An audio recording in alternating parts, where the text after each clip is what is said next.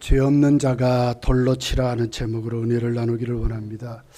우리가 신약 성경을 보면 지옥설은 과거에서 예수님 만나서 새 삶을 얻고 예수님의 증인으로 살게 되는 새 여인을 볼 수가 있습니다.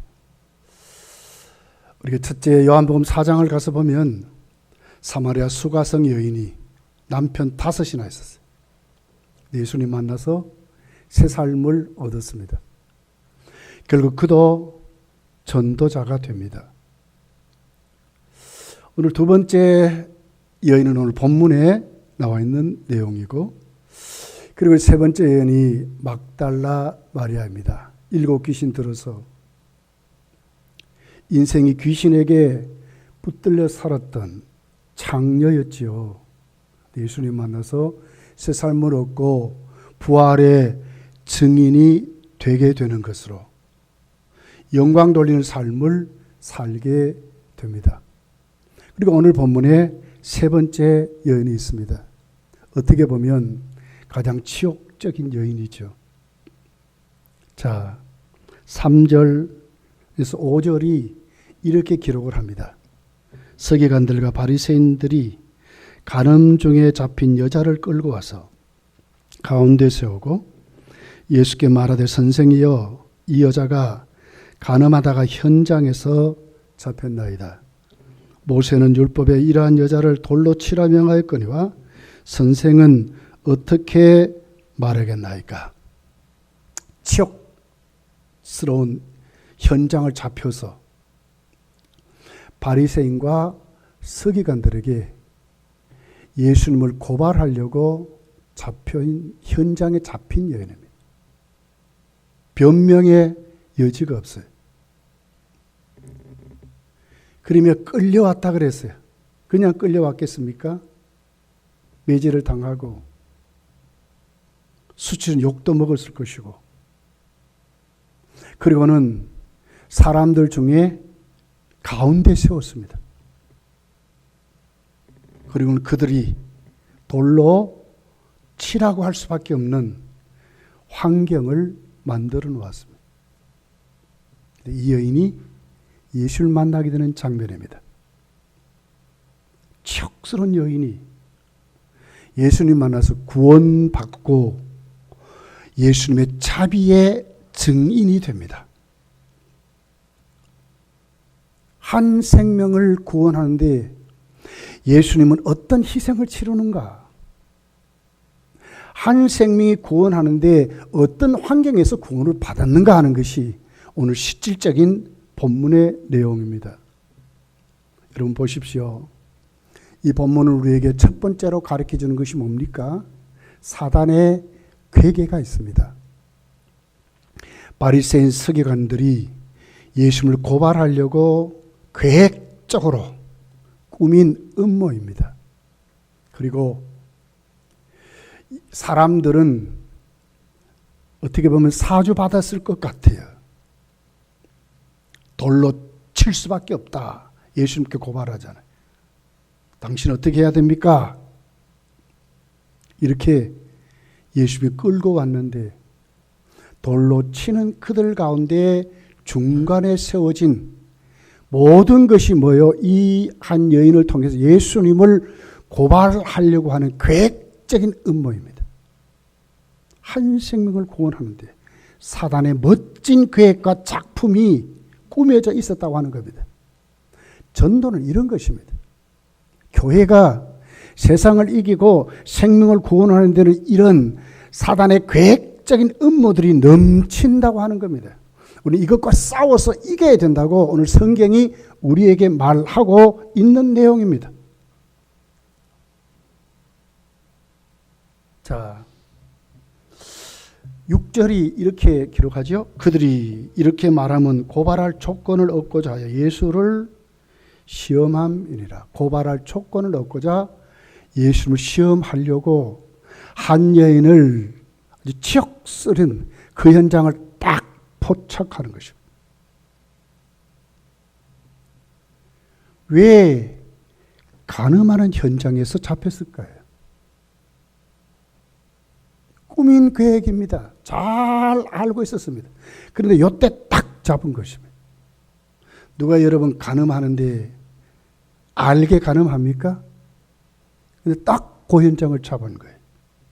다 소문 듣고 다 해놓고 안 하다가 딱 예수님 고발하려고. 사단의 작품입니다.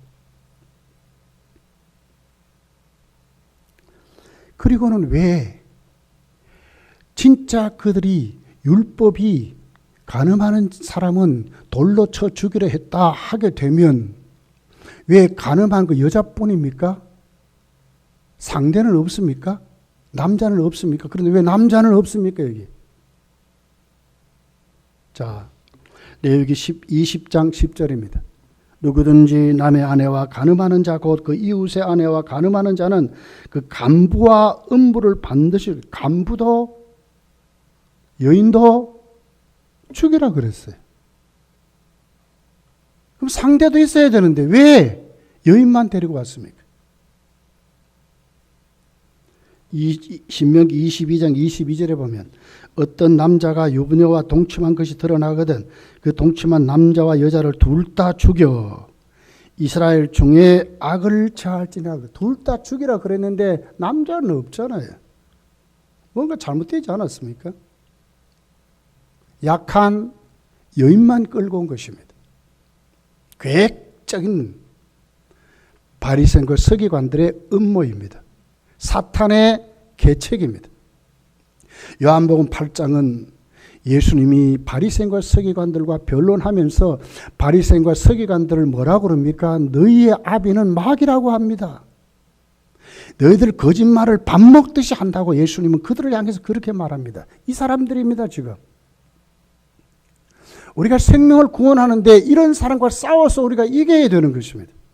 만만하지 않습니다. 교회가 그냥 우리끼리 모여가지고 예배 드리고 이것으로 끝나는 것이 아니라 하나님 반드시 우리로 하여금 하나님께 영광 돌리게 하시면서 예수님의 증인으로 세웠다는 거예요. 여기에 교회에 생명력이 있는 것입니다. 우리 예수님의 증인으로 세워졌습니다. 전도자로 세워졌습니다. 사단과 곤모 술수와 세상의 세속과 세상의 권세와 싸워서 이겨야 되는 것이 교회라고 하는 것입니다. 예수님 꼼짝없이 이제 걸리게 됐어요. 왜냐하면 당시에 간음한 자에 대한 법이 로마의 법에는 없었습니다. 지금 이스라엘은 로마의 속국 아닙니까? 생명을 죽이고 살리는 것은 결국 로마법에 따라야 돼요. 그런데 바리새인들이 어떻게 고발합니까? 율법은 간음하는 사람을 죽이라 그랬는데 우리가 어떻게 할까요? 이런단 말이에요. 그러면 예수님이 율법 무시하고 저 사람 살려두라 그러면 어디에 걸려요? 율법 산헤드린 공회법에 걸리는 거예요. 예수님은 항상 세리와 죄인과 그들과 가까이 하면서 그들을 구원하셨어요. 그렇다면 예수님의 자비에도 문제가 생기는 거예요. 언제는 저렇게 말하더니 언제는 저런 사람들과 짝하더니 언제는 저런 사람들을 만나서 병도 고쳐주고 저리더니 오늘은 아니구나 이렇게 돼버리잖아요. 예수님의 이미지가 얼마나 여러분 그렇게 되겠어요. 그러면 자 율법을 무시하고 로마의 법이 말을 안 하니까 저 사람 살려줘라 이렇게 되면 어떻게 됩니까? 율법에 걸릴 뿐만 아니라 만약에 저 사람 죽이라 그러면 로마법에 고발당해서 현행법으로 체포되는 것입니다. 지금 예수님 모습이 이렇습니다. 이렇게도 못하고 저렇게도 못하는 앞으로도 뒤로도 생각할 여지가 없도록 예수님은 마땅히 걸리게 됐습니다. 여러분 세상 권세는 이런 것입니다. 이치에 맞습니다. 우리 형편을 보니까 이럴 수밖에 없는데요. 맞습니다. 세상이 지금 이런데요. 시대가 어떤데요. 다 맞습니다. 똑 맞습니다. 성도가 말씀대로 살아가기에는 너무너무 어떻게 보면 앞뒤로 맞춰 보면 우리 현실과 완전히 동떨어진 우리 삶인지도 우리가 모르겠습니다.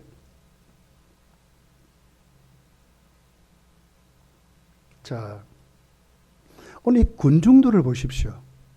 군중들이 오늘 성전에 이렇게 모였습니다. 이 여인을 오늘 중간에 세웠습니다. 군중들은 뭘 할까요, 지금? 행동에 안 옮겼으니까 문제지, 그들을 지금 돌로 치려고 할 온갖 비난과 온갖 욕설을 쏟아 놓으려고 하는 것이 현재 군중들입니다. 자기들은 저 사람과 다르답니다. 정죄하고 비판합니다. 우리가 의로운 사람이랍니다. 우리가 저 사람을 죽여야 하나님이 오늘 우리 가운데 악을 제거했다고 당당하게 율법의 권세로 말하는 사람입니다. 여기에 무슨 자비가 있습니까? 종교의 이름으로, 하나님의 이름으로 이 사람들은 이런 사람입니다. 근데 이상하지요. 예수님이 전혀 그 사람들의 편이 아니었어요. 이상하잖아요. 자, 주님은 벌벌 떨고 지옥스러운 모습으로 얼굴을 쳐다보지 못한 그 여인을 보고 어떻게 했을까요? 이것이 오늘 우리가 해야 될 모습들입니다. 세상을 이기고 사단의 괴계를 이기고 세속을 이기고 세상의 권세와 맞닥뜨려 이길 수 있는 것이 예수님이 하신 모습을 보면 우리도 반드시 이긴다고 말씀하는 것입니다. 주님은 어떻게 했을까요? 자, 6절, 7절이 이렇게 말씀을 해요. 예수께서 몸을 굽히사 손가락으로 땅에 쓰시니 그들이 묻기를 마지 아니하는지라. 이에 일어나 이르되 너희 중에 죄 없는 자가 돌로 치라 하시고 땅에 몸을 굽히시고 손가락으로 글씨를 씁니다. 성경은 어떤 글씨인지 내용은 말하지 않았습니다. 그런데 이상한 일이 벌어진 거예요. 그렇게 했더니 삿대질을 하고 눈에 부살기를 끼고 자기들이 어렵다 생각하고 그렇게 막 폭도같이 소란하던 그 사람들이 예수께 묻지 않습니까? 그러면 그들의 그 분위기에 예수님도 어떻게 보면 우리 같으면 억압당할 거예요. 두려움에 우리도 그들 편에 설 수밖에 없을. 그런데 아무 말씀도 하지 않습니다. 그리고 땅에 글씨를 씁니다. 그런데 이상한 일이죠. 무슨 내용인지 모르는데 잠깐 글씨를 쓰니까 그렇게 폭도 같은 그들이 잠잠해지고 다시는 묻지 아니했다 그랬습니다. 사단의 역사가 잠잠해진 거 없습니다. 노도같이 일어났던 그 광풍이 예수님 배에 오르사 명령하시니 노도 같은 광풍이 잔잔해진 것처럼 사단의 역사가 잠잠해졌다고 그럽니다. 그리고는 예수님이 그들에게 하나님 말씀으로 그 양심을 찌릅니다. 죄 없는 자가 돌로 치라고 말합니다. 무슨 역사일까요? 그들과 변론하지 않았습니다. 옳고 그름을 따지지 않았습니다. 그런데 이상하지요. 땅에 글씨를 쓰니까 그 폭도 같은 그들이 꼼짝달싹 못합니다. 무슨 현상입니까 도대체? 그리고 예수님이 말씀합니다. 그랬더니 그들은 양심에 찔림을 받습니다. 도대체 무슨 현상입니까? 사회 현상입니까? 예수님이 그들과 하나하나 이치적으로 따져가지고 요렇다 저렇다 뭐 이렇게 해도 됐습니까? 그들의 분위기를 맞춰줘서 된 것입니까? 전혀 아닙니다. 뭡니까 도대체 이것이?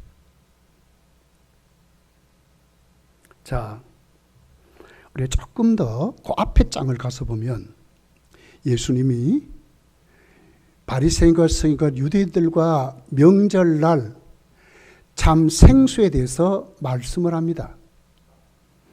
요한복음 7장 37절 38절에 보면 명절 끝날고 큰 날에 예수께서 와서 외쳐 이르되 누구든지 목마르거든 내게로 와서 마시라. 나를 믿는 자는 성경 이름과 같이 그 배에서 생수의 강이 흘러나오리라 하시니 명절 끝날 춤추기도 하고 음식을 나누기도 하고 기뻐 뛰고 난리를 치는 바로 그날에 예수님은 참된 생수에 대해서, 목마르지 않음에 대해서 그들에게 말씀한 것입니다. 이 말씀을 듣고 사람들이 편이 나누어지기를 시작했습니다. 어떤 분들은 진짜 참 선지자구나. 어떤 분들은 야 그리스도가 아니냐 그랬더니 어떤 사람들은 아니야. 그리스도는 나사렛에서 나올 수가 없어. 바리새인과 서기관은 그럽니다. 저는 우리를 미혹하는 자라고 말합니다. 나중에는 귀신 들렸다고까지 말을 합니다. 왜 예수를 잡아오지 않느냐고 바리새인과 서기관들 종들에게 야단을 치게 됩니다. 주님은 이런 경우를 당하신 주님인데 오늘 8장 1절 2절이 이렇게 기록을 합니다. 자, 1절에 예수는 어디로 갑니까? 감람산으로 가시나라. 감람산에 왜 갔을까요? 사복음서는 예수님이 감람산에 가실 때는 유일한 예수님이 하시는 방법이 있어요. 그것이 뭡니까? 하나님께 기도하는 것이었습니다. 영적인 힘을 얻는 것이었습니다. 하나님과 독대하는 것이었습니다. 어려운 일, 시험 들릴 일, 사단의 역사, 온갖 것 다 가지고 예수님 늘 감람산에 하나님께 가서 독대했습니다. 마태복음 26장에 보면 십자가를 지시기 전에도 예수님은 감람산에 가셨습니다. 그 십자가를 앞에 놓고 자신이 죽게 되었다 그랬습니다. 그런 모습을 하나님께 솔직하게 내려놓고 땀방울이 핏방울이 되도록 울부짖으며 하나님께 기도해서 새 힘을 얻게 됩니다. 바로 이런 모습으로 오늘 곤모술수로 계획적으로 한 가늠하다 잡힌 여인을 데리고 와서 예수님을 고발하려고 꾸민 사단의 괴계 앞에 예수님의 모습인 겁니다. 아무 말씀하지 않으시고 그들과 싸우지 아니하시고 손가락으로 허리를 굽혀서 손가락을 땅에 글씨를 썼어요. 무슨 글씨인지 성경은 내용은 말하지 않으면 거기에 예수님은 잠잠히 하나님이 역사하시도록 기다리는 시간이었습니다. 그랬더니 어떻게 해요? 아무도 다시는 말하지 못합니다. 예수님의 권능입니다. 예수님의 권위입니다. 신적인 능력입니다. 영적인 힘을 얻은 자의 모습이었습니다.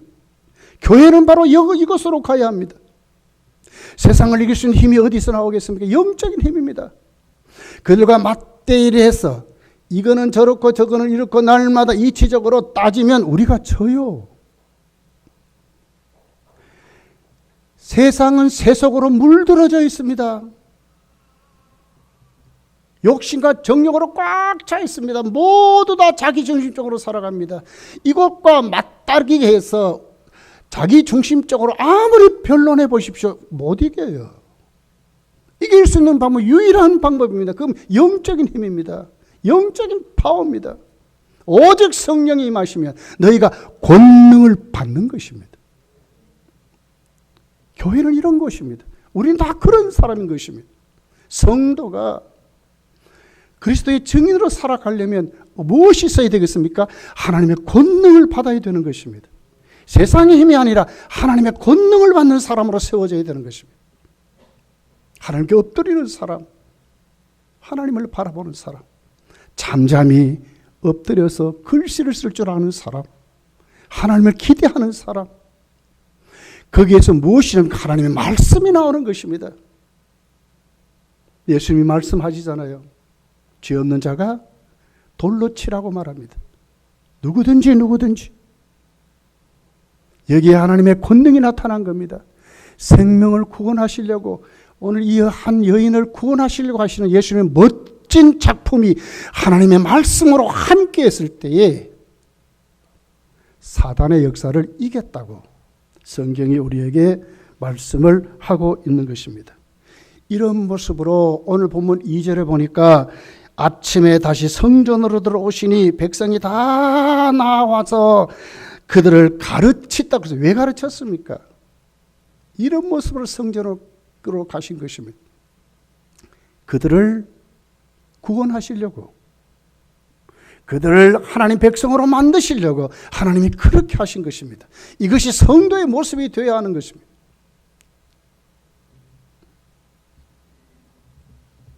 팔 절 9절에 이렇게 기록합니다. 다시 몸을 굽혀 손가락으로 땅에 쓰시니 그들이 이 말씀을 듣고 양심의 가책을 느껴. 어떤 말씀을 듣고요? 죄 없는 자가 누구든지 죄 없는 자가 돌로 치라는 그 말씀을 듣고 찔림을 받은 것입니다. 양심의 가책을 느낀 것입니다.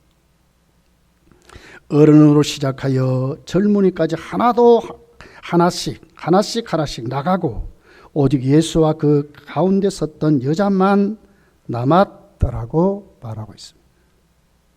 다 도망갔습니다. 부끄러워서 견딜 수 없는 것입니다. 자기들은 간음하지 않았죠. 근데 예수님이 뭐라 그럽니까? 누구든지 죄 없는 자가 돌로 치라는 말은 너희들 다 죄인이라 그 말 아닙니까? 죄에서 예외는 없다고 하는 말씀에 찔림을 받은 것입니다. 성도는 이렇게 외치고 살아야 합니다. 우리 다 죄인이라고 세상을 향하여 아무리 어렵다고 소리를 쳐도 아니야. 예수 안 믿으면 다 죄인이야. 죄에서 해방되지 못하면 다 심판받아. 다 지옥 갈 수밖에 없다고. 예수님만이 우리에게 생명을 주신다고 당당히 외칠 수 있는 사람이 돼야 되는 것입니다.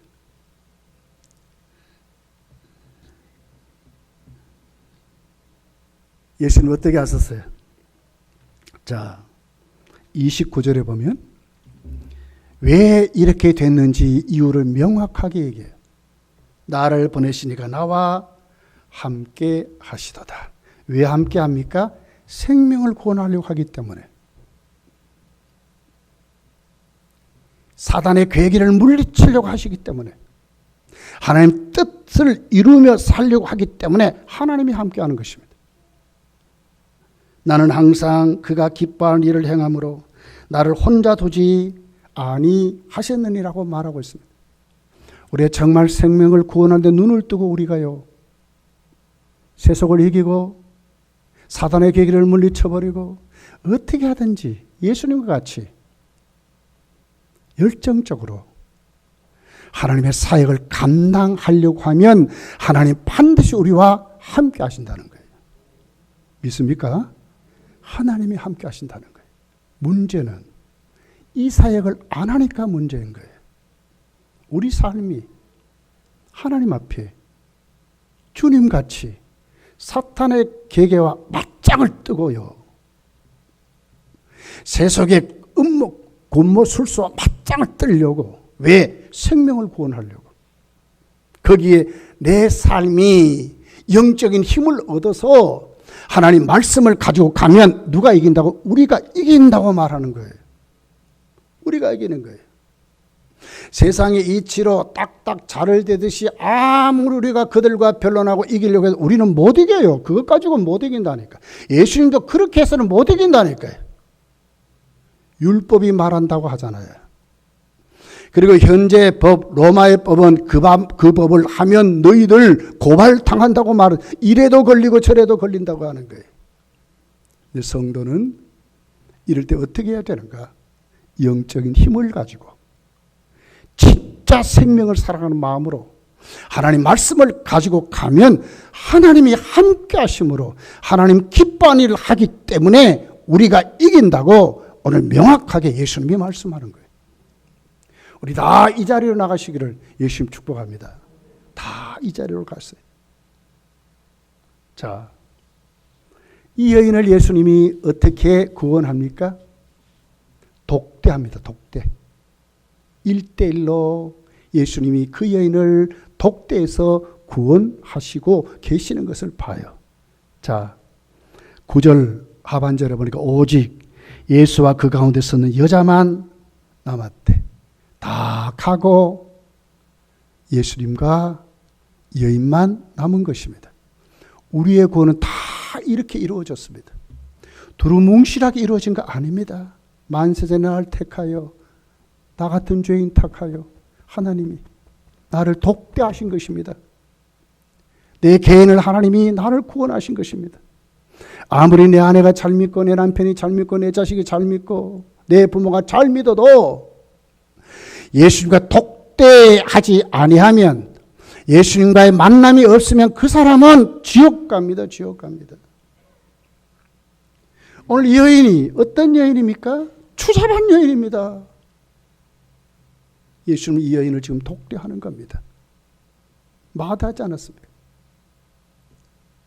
자, 고린도후서 5장 17절에 보면 이렇게 말합니다. 그렇게 해서 우리가 예수님 만나 새 사람이 되는 것을 이렇게 말씀합니다.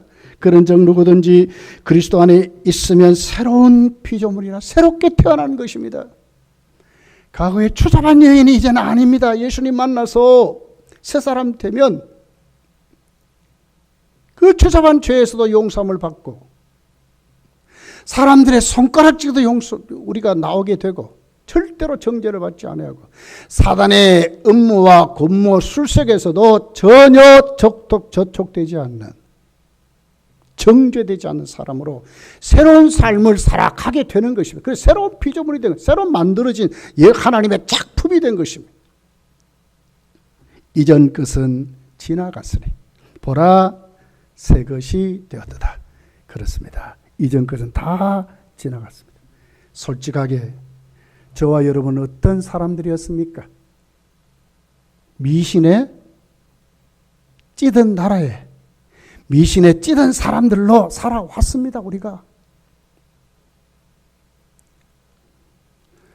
여행을 가면요, 기념품들을 살 것이 없어요. 과거에는 모르고 뭐 샀는데 이제는 알고 보니까 살 것이 없어요. 전부 기념품 속에 들어가 보면 전부 미신의 의미가 다 들어가 있어요. 제주도 돌하루방 그 미신, 샤머니즘이 그 속에 있습니다. 우리 다 그런 사람이었어요. 밤에는 손톱도 못 깎는데 우리 어머니가 늘 나한테 그랬어요. 예수 믿기 전에 손톱 깎으면 큰일 나요. 밤에 귀신이 막 따박따박 걸어온다나. 밤에 뭣도 못 박았어요. 뭣도 못 박았어요. 이사도요, 아무 날 막 할 수 있습니까? 아니요. 날짜까지 받았어요. 여러분 지금도, 여러분 혹시 그런 분 있습니까? 그거 다 버리셔야 돼요. 미신문화입니다. 다 우리는 해방됐습니다. 다 나왔습니다. 그런 거 다 나왔습니다. 운명으로 살아가는 사람 아니요. 새로운 피조물이 됐다니까. 새 시대를 살아간다니까요. 하나님이 영원한 계획 속에 우리를 구원하시고 하나님 우리를 쓰시는 영원한 하나님의 섭리 속에 놓여져 하나님의 뜻을 준행하며 살아가는 사람들이 됐어요. 다른 사람이 됐거든요. 자, 10절을 보십시오. 예수께서 일어나사 여자 외에 아무도 없는 것을 보시고 이르시되 여자여 너를 고발하던 그들이 어디 있느냐? 너를 고발한 그들이 어디 있느냐? 사탄의 역사가 물러간 것입니다. 너를 정죄한 자가 없느냐? 없어져 버린 것입니다. 여러분, 고발과 정죄, 오늘 본문에 보니까 그렇게 나와 있어요. 이것은 누가 하는 거예요? 사단의 특기예요. 사단의 특기. 내가 예수를 믿으면서도 늘 나를 달아보면서 나 같은 것, 여러분 이거 죄의식에 사로잡혀서 나를 내 자신이 정죄하고 자꾸 이런 것 전부 사단의 역사입니다. 이제 다 예수를 버려야 합니다. 완전히 새 사람 됐어 우리가. 그런데도 우리가 여기에 자꾸 붙들려 사는 사람들이 있어요. 그러니까 그런 눈 가지고 이웃을 보는 거예요. 이런 눈으로 세상을 절대로 이길 수 없습니다. 하나님의 역사를 이룩할 수가 없어요. 쫄려서 못하는데요. 눌려서 못하는데요. 오늘 이 여인의 대답을 들어보세요. 참 멋있잖아요. 11절. 대답하되 주여 없나이다. 이제 없어졌습니다. 예수께서 이르시되 나도 너를 정죄하지 않으리니. 주님도 우리를 정죄하지 않습니다. 구원은 이런 것입니다. 이것 가지고 세상을 이기는 것입니다. 하나님의 정죄 속에 수도 없는 고발과 수도 없는 음모와 권모술수로 살아가는 그들 앞에 우리는 아니다고. 예수 믿으면 우리 이런 사람 된다고 자신 있게 말하고요. 그러니 우리가 이기는 거예요. 우리는 그들과 다른 사람이라고 우리가 이기는 거예요. 다시는 죄를 범하지 말라 하시리라. 나도 너를 정죄하지 않는다. 믿습니까? 예. 로마서 8장 1절 2절에 이렇게 기록하지 않습니까? 그러므로 이제 그리스도 예수 안에 있는 자에게는 결코 정죄함이 없나니. 믿습니까? 결코 정죄함이 없습니다. 해방받고 살아가야 합니다. 실수할 수 있습니다. 잘못할 수 있습니다. 때로는 죄의 길에 설 수도 있습니다. 그러나 이것 때문에 내 자신이 하나님께 나오는 것 망설이면 이거 사단의 역사인 거기에 올무에 걸리는 거예요. 그렇기 때문에 하나님께 나와야 되는 거예요. 그렇기 때문에 다시 새 힘을 얻고 바로 그런 곳에서 다시 나오도록 내가 새 힘을 얻고 그러기 위해서 하나님께 더 적극적으로 나와야 되는 거예요. 2절에 보니까 이는 그리스도 예수 안에 있는 생명의 성령의 법이 죄와 사망의 법에서 너를 해방하였느니라 그랬어요. 주님은 이 여인과 독대하셨습니다. 독대하니까 누가 물러갔으면 사탄의 역사가 물러갔습니다. 그를 고발하고 그를 정죄하고 그를 비판하고 그들을 올무에 여었던 바리새인과 서기관들의 그 법이 물러갔습니다. 예수님과 독대하는 삶을 이런 것입니다. 절대로 사단의 괴계에 붙들리지 말아야 합니다. 그리고 해방된 몸으로 우리도 나가서 그들을 구원하는 역사를 우리가 이루어야 하는 것입니다. 자, 예수님 같이 하는 것입니다. 예수님 어떻게 하셨다고요? 그들 앞에 감람산으로 갔습니다. 성도는 영적인 힘을 얻어야 세상을 이깁니다. 하나님께 엎드려야 합니다. 하나님만 의지해야 합니다. 하나님의 권능을 입어야 합니다. 하나님께 무릎을 꿇고 기도해야 합니다. 내 부족함을 내려놓아야 합니다. 내 연약함을 내려놓아야 합니다. 다시는 너가 죄를 짓지 말라고 하지 않습니까? 하나님 앞에 이 더럽고 추잡한 내 모습을 내려놓고 회개해야 하는 것입니다. 그래야 새 힘을 얻습니다. 세상과 다른 사람이 됩니다. 세속에 물든 이방인들과 다른 사람을 우리가 세워지게 됩니다. 이런 모습으로 말씀을 전하면 거기에 능력이 나타나는 것입니다. 이런 모습으로 전도할 때 생명을 구원할 수 있습니다. 사탄의 역사가 물러갈 것입니다. 권모술수를 이기게 됩니다. 세상 방법이 아니라 하나님의 방법으로 이기게 됩니다. 전도는 이렇게 하는 것입니다. 새생명 축제 기간입니다. 여러분, 예수님이 적극적으로 이 여인을 딱 움켜쥐고 한 생명을 천하보다도 귀하게 여기고 구원하신 것처럼 우리 모두가 예수 그리스도의 증인으로 눈을 떠서 영적인 힘을 얻고 세상 앞에 당당히 맞짱 떠서 무엇으로? 말씀으로 맞짱 떠서 우리 모두 다 이겨서 이번에 우리도 다 한 생명을 구원하는 역사를 여러분 잘 감당해서 하나님의 일할 수 있는 하나님이 기뻐하는 일로 열매 맺게 되기를 예수님 축복합니다. 기도하겠습니다.